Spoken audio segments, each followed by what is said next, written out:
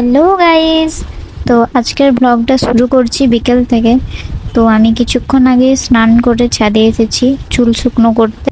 আর এখন বাইরের ওয়েদারটা ছিল খুব সুন্দর, হাওয়া দিচ্ছিল। তারপর নিচে নেমে রেডি হয়ে আমরা বেরিয়ে পড়েছিলাম এলআইসি যাওয়ার জন্য। এখানে আমার সাথে বর্ণালী রয়েছে। আমাদের বেরোতে বেরোতে সন্ধে হয়ে গিয়েছিল।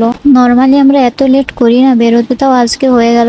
অনিতার বর্ণালীর হাতে এখানে গ্যাস ট্যাঙ্কি দেখে কেউ আরো শকড হয়ে পড়েনি, কারণ আমরা ওটা গ্যাসের দোকানের কাকুর কাছে রেখে দিয়েই যাব ওটা সারাই করতে দিয়ে জন্য।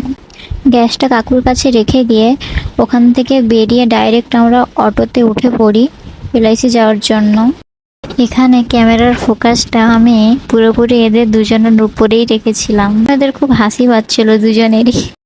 এখানে অনিতা অনেকক্ষণ থেকে ওর হাসিটা কন্ট্রোল করে রাখার চেষ্টা করছিল, যেটাও পারে না। তো যাই হোক, এই করতে করতে আমরা পৌঁছে গেছিলাম বর্ণালী জুতো সেলাই করতে, যেটা ছিল আজকের মূল উদ্দেশ্য।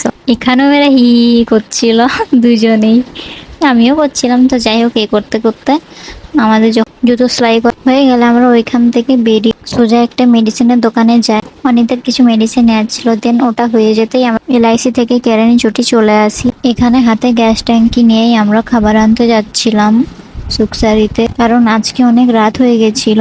আর আমরা সবাই আজকে হেঁটে হেঁটে প্রচুর টায়ার্ড হয়ে গিয়েছিলাম। বাজার থেকে আমাদের মেস আরও অনেকটা ভেতরে যেতে হয়, তো যেতে যেতে আরও লেট হয়ে যায়। দেন যেতে যেতেই ভয় লাগছিল যে মেসের দরজা যেন বন্ধ যেন না করে দেয়।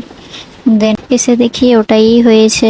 আজকে আমাদেরকে অনেক বকানি শুনতে হয়েছে, বাইরে অনেকক্ষণ দাঁড়িয়েও থাকতে হয়েছিল। তো আজকের ব্লগটা এখানেই শেষ করছি। গুড নাইট সবাইকে। তোমরা আমার চ্যানেলটা সাবস্ক্রাইব করে দিও। টাটা।